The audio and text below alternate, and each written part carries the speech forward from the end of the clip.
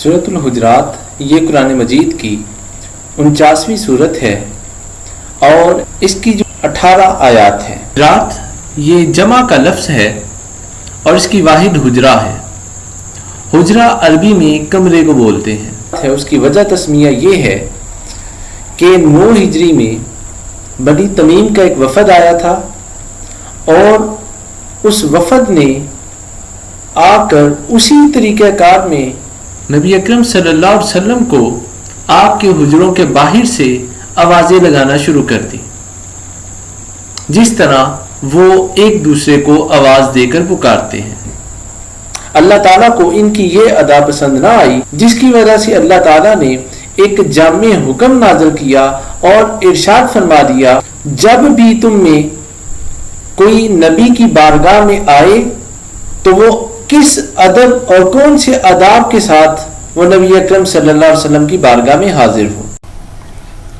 اس صورت کی آیت نمبر 4 کے اندر اللہ تعالیٰ نے اسی واقعے کی طرف اشارہ کیا ہے. یہ عظیم الشان جو صورت ہے، اس میں فرد کی کردار سازی، معاشرتی تشکیل اور حسن معاشرت یہ اس کے اندر بیان کیا گیا ہے.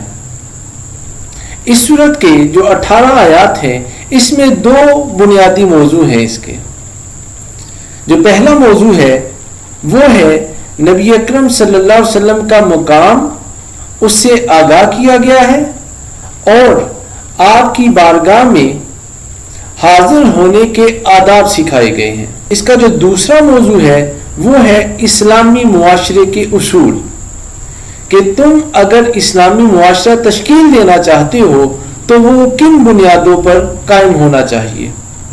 تو یہ اس کے 2 بنیادی طور پہ موضوعات ہیں. پہلی 5 آیات وہ اسلامی ریاست کے جو بنیادی اصول ہیں اس کے متعلق ہے. اسلامی ریاست بنیاد کیا ہے، اقتدار اعلیٰ کا مالک کون ہے، اور اقتدار اعلیٰ کے بعد کس کا حکم وہ اسلامی ریاست میں نافذ ہو سکتا ہے. پھر اس کے بعد اس کے جو 2 بنیادی موضوع ہیں، پہلی 5 آیات میں ایک ہے کہ آداب مصطفیٰ سکھائے گئے، آیت نمبر 6 سے لے کے آیت نمبر 15 تک وہ اسلامی معاشرے کے اصولوں کو بیان کیا گیا. اور پھر جو اگلی آیات ہیں 16 سے لے کے 18 تک وہ ایک دوسرا وفد تھا، وفد بنی اسد کا. جب وہ آیا، اسلام قبول کیا اور اسلام قبول کرنے کے بعد اس نے اس بات پر احسان جتانا شروع کر دیا کہ ہم ایمان لائے ہیں.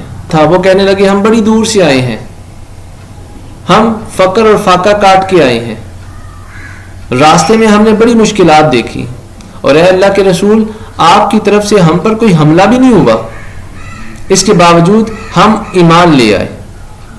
چونکہ وہ احسانات جتلا رہے تھے تو اللہ تعالیٰ نے اس پر ان کی پکڑ فرمائی اور کہا یہ مت کہو کہ تم لوگوں نے احسان کیا اللہ اور اس کے رسول پر، بلکہ یہ اللہ اور اس کے رسول کا احسان ہے کہ تم ایمان لے آئے ہو.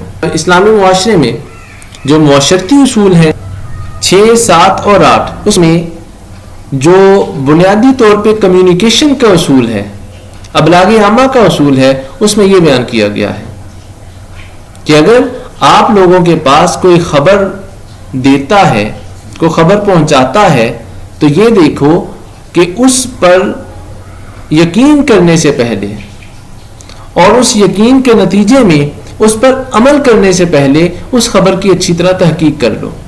کہیں ایسا نہ ہو کہ اس خبر پر یقین کرتے ہوئے تم کوئی ایسا عمل کر بیٹھو کہ دوسروں کو نقصان پہنچے اور بعد میں تمہیں اس سے پچھتانا پڑے. تو ابلاغ عامہ کا یہ اصول بیان کیا گیا.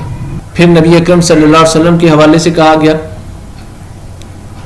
کہ چونکہ وہ تمہارے اندر موجود ہیں تو یہ مت کرو کہ وہ تمہاری بات سن کے فوری طور پہ رد عمل دیں، بلکہ اگر اللہ کے رسول اگر ایسا کریں گے جیسا تم چاہتے ہو تو یہ یاد رکھو پھر مشقت میں، مشکل میں تم ہی پڑو گے. اس لیے اللہ کے رسول کی اتھارٹی ہے کہ جو وہ کہیں تمہیں ویسا کرنا پڑے گا. پھر آیت نمبر 9 کے اندر جو عام طور پہ انسانی فطرت ہے کہ جہاں پر ایک سے زیادہ افراد رہتے ہیں، ایک سے زیادہ خاندان رہتے ہیں، تو ہر ایک کا مزاج الگ ہے. کوئی بڑا شریف طبیعت کا ہے تو کوئی بہت زیادہ جھگڑالو ہے. تو ایسی صورت میں جب جھگڑا ہو جائے تو پھر کیا کرنا چاہیے؟ اس صورتحال میں مسلمانوں کا رویہ کیا ہونا چاہیے؟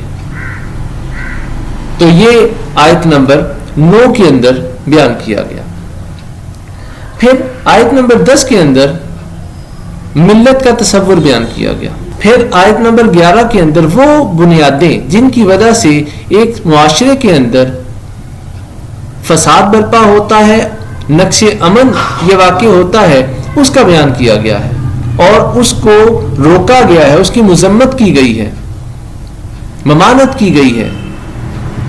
اس میں سب سے پہلے کہا گیا کہ تم مذاق مت اڑاؤ، نہ مرد مردوں کا مذاق اڑائے، نہ خواتین کا مذاق اڑائے. اور پھر کہا گیا کہ تانا نہ دو، گالی نہ دو. اور اس میں ایک بڑا اسلوب جو بیان کیا گیا قرآن مجید میں وہ یہ کہا گیا تم اپنے آپ کو تانا نہ دو،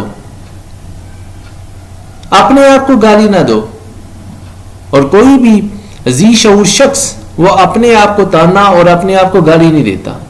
تو قرآن مجید میں یہاں پر جو کہا گیا کہ اپنے آپ کو تانا اور گالی نہ دو، اس سے مطلب یہ ہے کہ اگر تم کسی کو گالی دو گے تو وہ رد عمل کے طور پہ تمہیں گالی دے گا. اور پھر کہا گیا کہ تم کسی کا نام مت بگاڑو. پھر آیت نمبر 12 کے اندر مزید اس کو آگے بڑھایا گیا، کہا گمان بھی مت کرو کسی کو دیکھ کر. اب جب ایک انسان گمان کرتا ہے کسی کے متعلق تو پھر اس کی ٹو میں لگ جاتا ہے.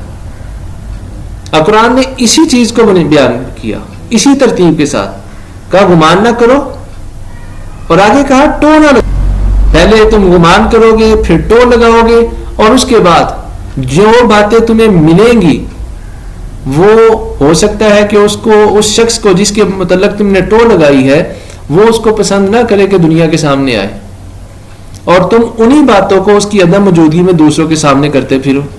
تو قرآن نے اس سے بھی روک دیا اور کہا غیبت نہیں کرو.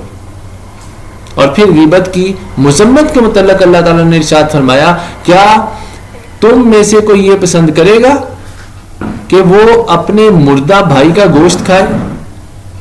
اور پھر انسانی فطرت کو بیان کیا اللہ تعالیٰ نے کہ تم اس کو ناپسند کرتے ہو یہ چیز کھانا.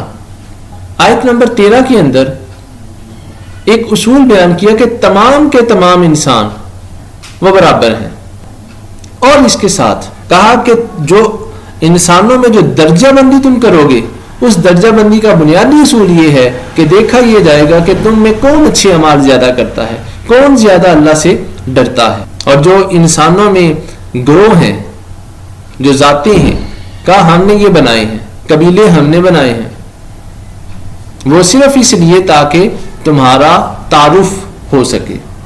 آیت نمبر 14 کے اندر ایمان اور اسلام ان دونوں کا بیان کیا گیا کہ ایمان کیا ہے، کب تم مومن بنو گے، اور مسلمان کس وقت تم بن جاؤ گے. آیت نمبر 15 کے اندر مومنین کی جو خصوصیات ہیں اس کو بیان کر دیا کہ مومن کہتے کس کو ہے. پھر 16-17 جو آیات ہیں اس میں وہی بیان کیا گیا، بنی اسد کا جو وفد آیا تھا اس حوالے سے بیان کیا گیا. اور آخر میں اللہ تعالیٰ نے پھر وہی بات کی کہ اللہ تعالیٰ کون ہے، وہ اس کی قدرت کتنی ہے اور وہ کیا کیا کر سکتا ہے. یہ آیت نمبر 18